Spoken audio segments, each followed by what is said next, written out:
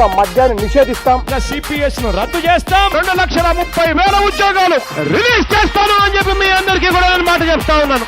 ఆ తర్వాత ఏంటి? కోటం